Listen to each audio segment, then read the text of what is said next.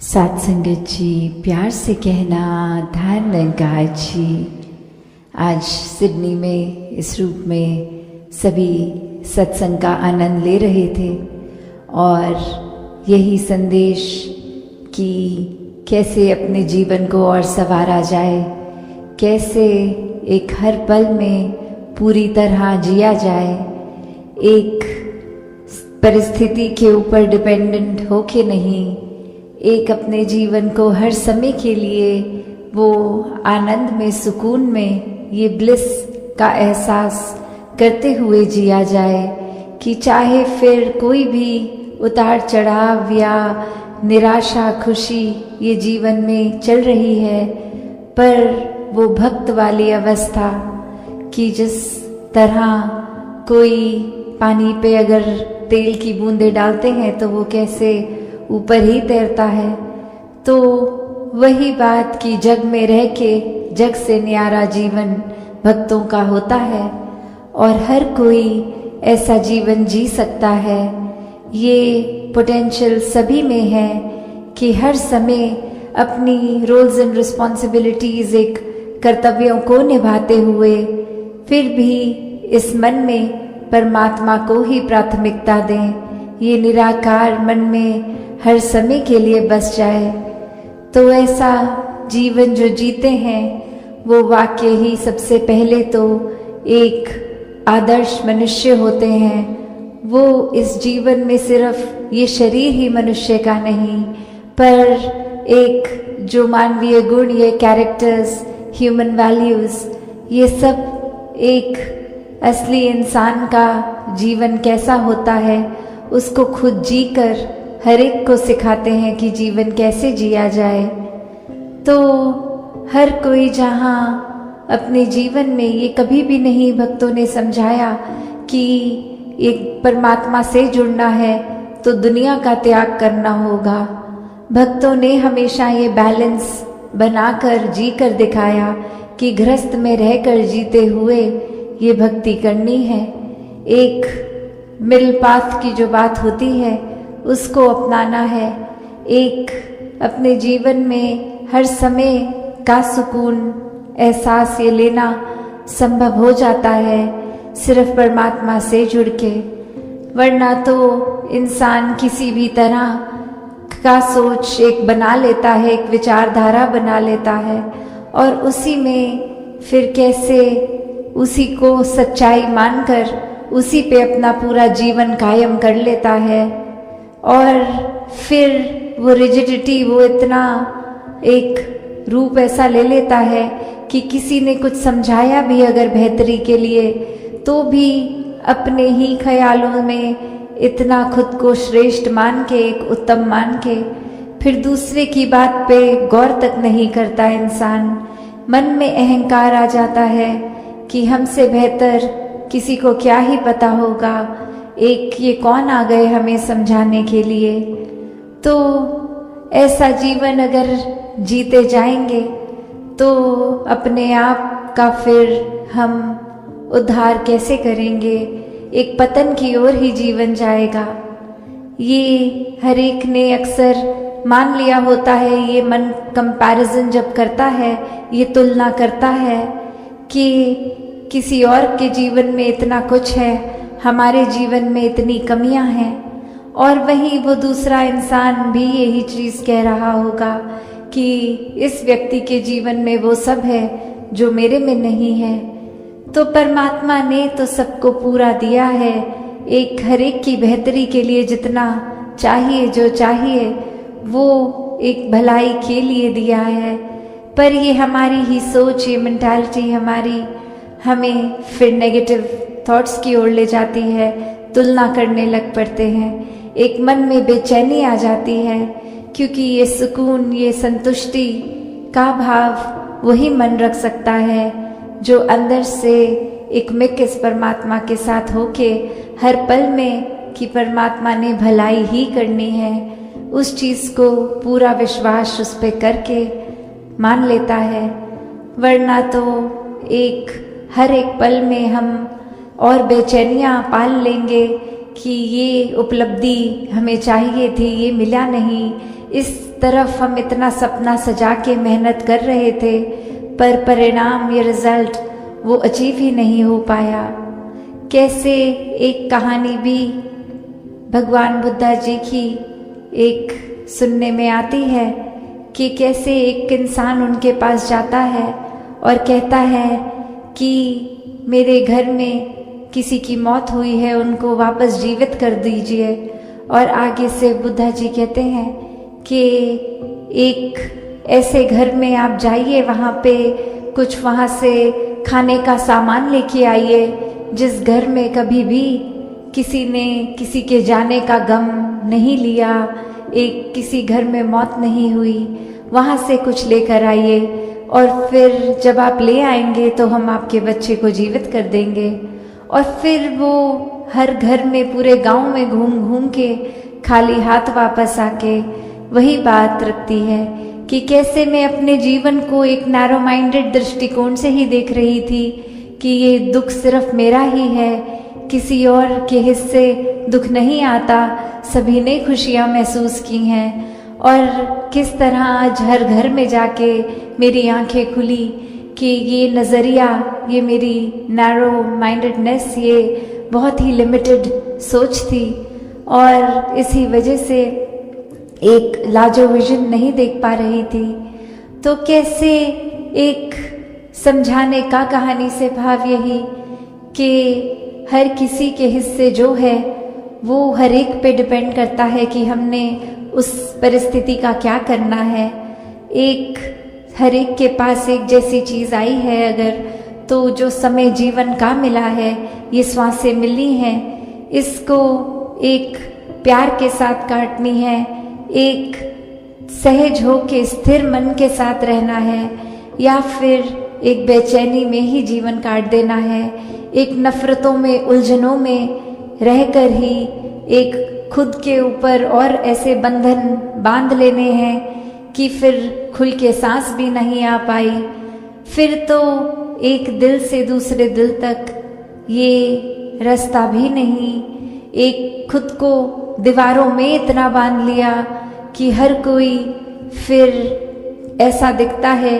कि ये इंसान से प्यार नहीं हो सकता, इस इंसान के प्रति हम कुछ ऐसा महसूस नहीं कर सकते, ये इंसान तो सिर्फ एक कमियों का भरा हुआ है। तो बात वही जो हमेशा से संतों ने समझाई कि कमियां अगर देखनी ही हैं तो खुद में देखो, खुद को संवारो, और फिर ये नज़रिया ऐसा बन जाएगा कि हर कोई ही बहुत ही प्यारा अपना खुद का एक रिफ्लेक्शन ही नज़र आएगा। तो कैसे इस जीवन में हर कोई जो जीता है जीवन को,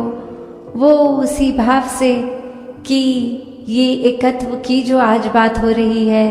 ये परमात्मा के साथ एक होना, और फिर एक बाय प्रोडक्ट की तरह पूरे संसार के हर मनुष्य, पूरी कुदरत के साथ ये एकत्व हो जाता है। फिर ये अवस्था आ जाती है कि मन में फिर हर जगह ही चाहों और ये खूबसूरती, ये अपनेपन का भाव आ जाता है। फिर कोई भी पराया नहीं है, किसी के प्रति ये बुरे भाव नहीं आते, ये मन हमेशा फिर हर एक के प्रति एक आदर सत्कार से रहता है। तो ये जीवन, ये सांसें हर एक को मिली हैं, हर एक अपनी तरह ही जी रहा है। तो ये चुनाव हमारा कि हमने अपने जीवन को कैसे जीना है। एक ये आज़ादी हर एक के पास है कि जिस तरह का भी जीवन जीना चाहे हर कोई जी सकता है। पर बात वही कि ये सांसें जो इतनी अनमोल हैं, इनको गंवाना है या फिर इनके हर एक सांस में एक एक सांस को अच्छी तरह इनका सदुपयोग करके जीना है। तो बात वही आती है कि ये संसार एक इतना सुंदर इस परमात्मा ने दिया। एक जीवन में एक सिर्फ वो ही बात नहीं कि हमने एक्सेप्ट करना है जो इस जीवन में हो रहा है, पर वो भी एक्सेप्ट करना है जो हमारे मुताबिक नहीं हुआ। क्योंकि अक्सर इस तरह तो हम सोच लेते हैं कि अब यही है तो और कोई ऑप्शन नहीं है, तो यही इसी के साथ चलना होगा। और मन फिर भी कहीं ना कहीं ऐसा सोच लेता है, पर अगर ऐसा ना होता, कुछ और होता तो कितना अच्छा होता। तो बात वही कि सिर्फ वही नहीं कि अभी ये है तो इसी से काम चलाया जाए, पर जो चीज़ें नहीं हैं उसके लिए भी शुक्राना कि ये हमारा नज़रिया, ये हमारी सोच, ये बहुत छोटी सीमित है, पर ये असीम परमात्मा, ये निराकार, ये तो आगे पीछे सबकी जानते हुए और वही हर एक को देता है कि जो हमारे लिए सुखदाई हो। अक्सर ये खुशियाँ, ये दुनियावी रूप माया का इतना आकर्षित करता है और फिर मन से अरदास भी उन उपलब्धियों की ही रहती है। पर हो सकता है एक पूरी मेहनत करने के बाद भी कोई चीज़ हम नहीं अचीव कर पा रहे, तो उसमें उदास होने की बिल्कुल ज़रूरत नहीं है, क्योंकि फिर ये हमने तो अपना प्रयास किया, पर अगर मन चाहा वो रिजल्ट नहीं भी है तो भी ये परमात्मा की ही सौगात है, परमात्मा का ही प्रसाद है कि इसी में हमारी बेहतरी है। एक क्या पता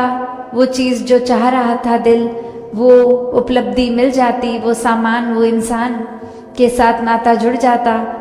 पर फिर आगे किस तरह का जीवन होना था कि ये हो सकता है हम अपना नुकसान ही कर बैठते, एक हमारी बेहतरी के लिए वो नहीं होता। तो चाहे कितना भी सब कुछ हमें अपने मन के मुताबिक चाहिए होता है, पर ये सोझी, ये चेतनता, ये परमात्मा पे विश्वास जिनका होता है कि मन चाहा मिल रहा है तो भी मुबारक, और मन चाहा नहीं मिल रहा तो भी उसी में एक मन का शुक्राना भाव कायम रहे। और सिर्फ ये कोई फॉर्मेलिटी से किए नहीं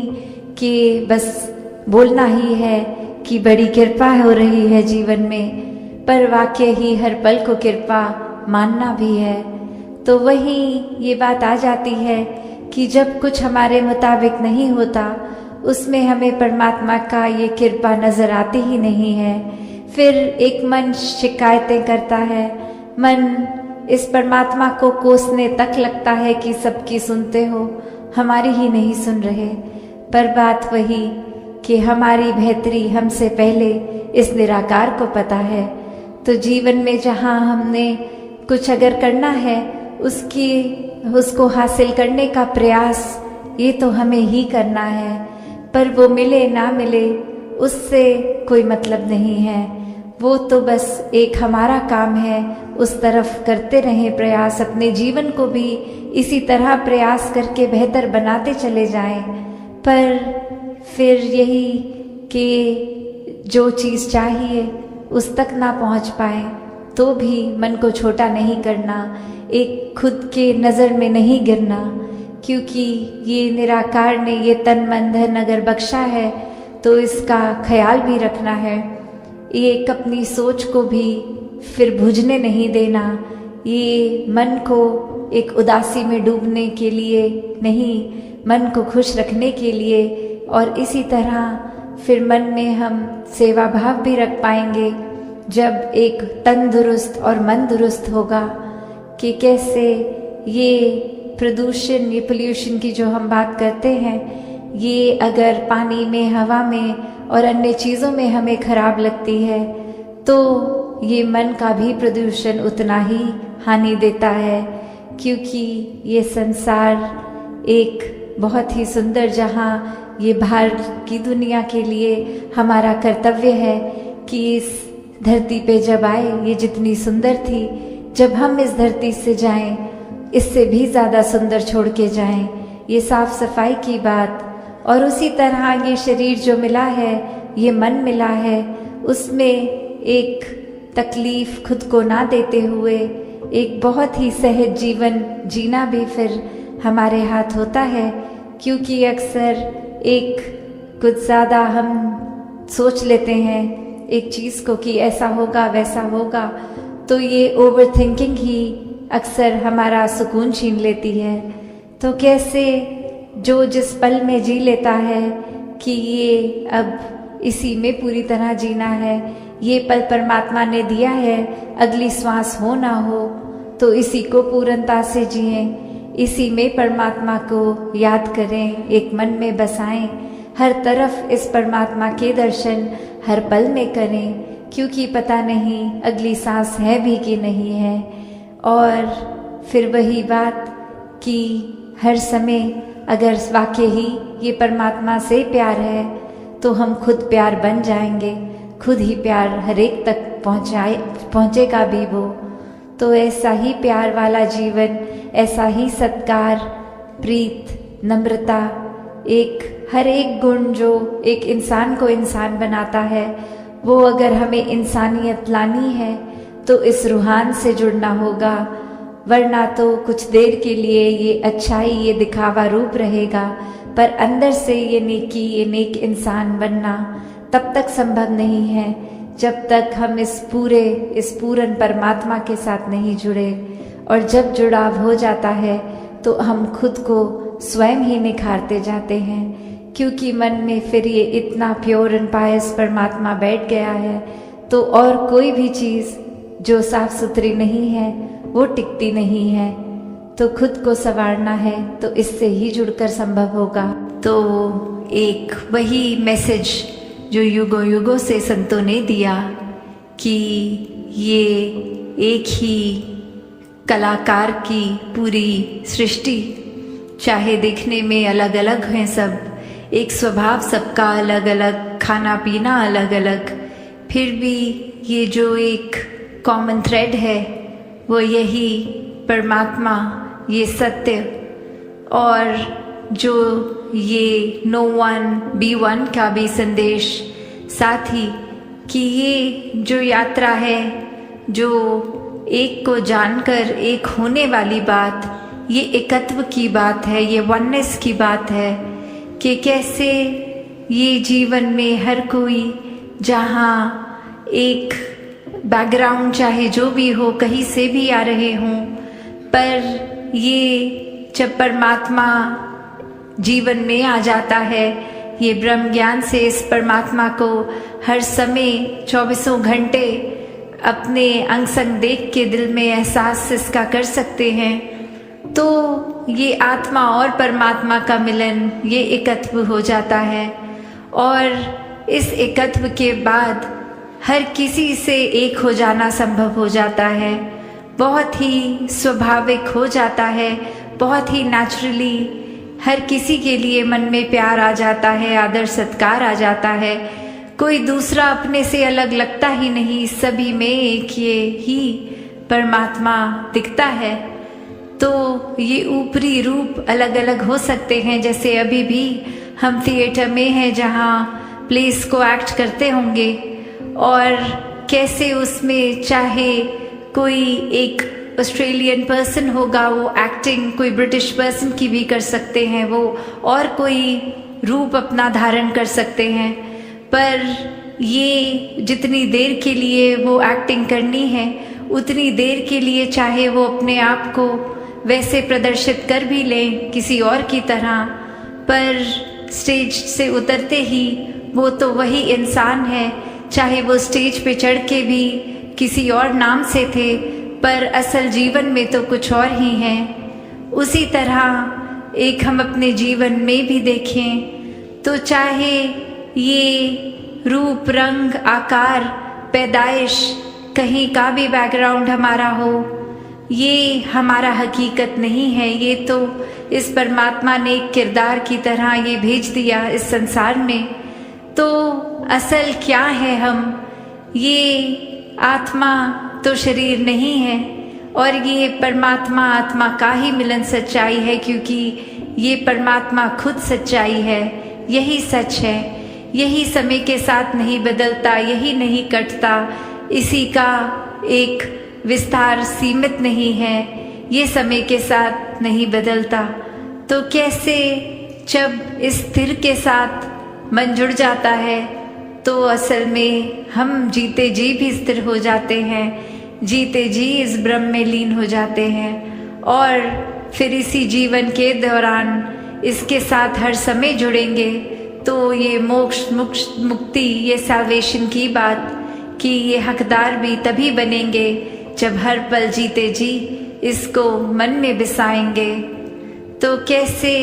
एक जीवन में जहाँ मानवीय गुणों की बात होती है, ये ह्यूमन वैल्यूज़ की होती है, ये भी तभी स्वाभाविक आ जाते हैं जब जीवन में एक परमात्मा को इस कदर बसाया कि इसके साथ के जुड़ी हुई हर गुण हमारे जीवन में आ गए। ये जैसा असीम है तो ऐसे ही हमने अपने मन को भी विशाल करना है। एक दूसरे से एक खटास के भाव, एक नफरत के भाव, तंगदिली में नहीं फंसना है। ये परमात्मा को अक्सर प्यार के साथ ही बोलते हैं कि love is God and God is love. उसी तरह प्यार बन के हर किसी को हमने भी प्यार बांटना है। ऐसा कोई भी मानवीय गुण अगर हम देख लें वो उत्पन्न इस परमात्मा से ही है, और जितना ज़्यादा ये आत्मा इस परमात्मा में लीन हो जाएगी, इसमें एकमिक हो जाएगी, उतना ही असल का इंसान हम बन के ये मनुष्य का तन मिला है तो ऐसा ही जीवन भी जिएंगे। फिर ये कोई बनावटी गुण नहीं होंगे कि कुछ चंद व्यक्तियों के साथ आज है मिलना है तो कुछ घंटों के लिए अच्छे बन गए। नहीं, भक्त तो हर समय का ही भक्त होता है, कुछ घंटों का भक्त नहीं होता। चाहे वो सत्संग में है उस समय या घर में या कामकाज में, भक्त तो भक्त ही होगा। जैसे कोई स्टूडेंट्स हैं, अगर वो स्कूल के अंदर भी उस समय है तो भी वो स्टूडेंट ही कहलाया जाएगा। जब वो समर ब्रेक पे हैं, अपनी छुट्टियों पे, तो भी कोई पूछे आप क्या करते हैं तो जवाब में यही आएगा, हम स्टूडेंट हैं। चाहे वो पूरी छुट्टियों में एक किताब, एक अक्षर भी ना पढ़ा हो, वो रहेंगे तो स्टूडेंट्स ही। तो ऐसे ही एक जीवन भक्त का, जहाँ हर समय 24 घंटे की भक्ति है, ये उठते बैठते सोते जागते अपनी सारी रोल्स एंड रिस्पॉन्सिबिलिटीज, ये कर्तव्यों को निभाते हुए भी भक्ति ही भक्त हर समय करता है। कोई काम में जब प्राथमिकता इस परमात्मा को दी जाए वो स्वाभाविक रूप में ही भक्ति बन जाती है। ये एहसास की बात है, ये एकमिक होकर उसी से अपने आप को अलग ना महसूस करते हुए, तो ऐसा ही जीवन जीना भक्तों ने सिखाया है। वरना तो जिस समय हम इस परमात्मा को भूल जाएं, वही अहंकार भी मन में साथ ही आ जाएगा, नेगेटिविटी आ जाएगी, अंधेरे आ जाएंगे। तो ऐसा भी स्वभाव बन जाता है इंसान का कि फिर एक दूसरे से नफरत करने के अनेकों कारण बना लेगा, जो कारण होगा भी नहीं। ऐसे भी कह देंगे कि वो इंसान पसंद नहीं है, कारण नहीं पता क्यों नहीं अच्छा लगता, बस अच्छा नहीं लगता, ऐसा तक कह देते हैं, सोच बना लेते हैं, बेवजह ही नफरतों के कारण बन जाते हैं। और जैसे संसार में हम देखते हैं that people do odd things to get even, कि किसी के लिए एक मन में बात रख ली कि ये इंसान ने एक समय पे कुछ ऐसी बात कह दी थी, वो आज तक दिल में है हमारे, उस इंसान को माफ़ नहीं कर पा रहे, उस इंसान के साथ प्यार नहीं कर पा रहे, इतने हिसाब रख के बैठे हैं, इतना बोझ हम अपने अंदर मन के बना कर बैठे हैं कि ये एक समय आएगा तो उसने मेरे साथ ऐसा किया तो मैं उसके ये बोलूँगा, ये करूँगा। ऐसे तो ये स्कोर सेटल हो रहा है आज की दुनिया में कि किसी ने कुछ कहा तो उससे बढ़ चढ़ कर और बुरा उसको कह दिया जाए, जबकि ये इंसान का किरदार तो इस परमात्मा ने प्रेम बना कर रखा है। तो कैसे हम अपने से अलग ही व्यवहार करते जा रहे हैं, जो मूल रूप में ये परमात्मा के गुण हैं हम में, उससे तो काफ़ी अलग हैवानों वाला जीवन जी रहे हैं। तो जीवन के श्वास बहुत ही अनमोल हैं, इनको व्यर्थ नहीं जाने देना, वरना तो एक पल लगता है सूक्ष्म सा भी अहंकार आने में। ये इतना छोटा भी कि खुद को भी अक्सर पता नहीं लगता कि इस समय वो विनम्रता हमारे अंदर नहीं है, एक अहंकार ने उसकी जगह ले ली है। जैसे एक कहानी भी है जहाँ एक इंसान अपने गुरु के पास, पहले उनके बचपन में उनके शिष्य होते हैं और फिर कामकाज किसी और शहर में करके बहुत ही धन दौलत कमाकर फिर अपने एक गुरु के पास आते हैं कि अब तो वो क्षमता आ गई है कि सेवा की जाए और कुछ दान दिया जाए। और फिर आते हैं और अब आके बहुत ही वो नामी उपाधि भी लग जाती है। तो दरवाजे पे जो खड़े होते हैं सेवादार, उनको नाम लिख के देते हैं अपना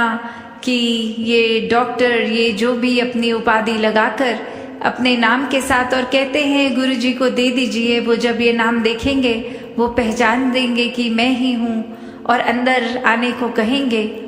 और वो सेवक जाकर गुरु को देता है, पर गुरु कहता है मैं नहीं जानता ये कौन है।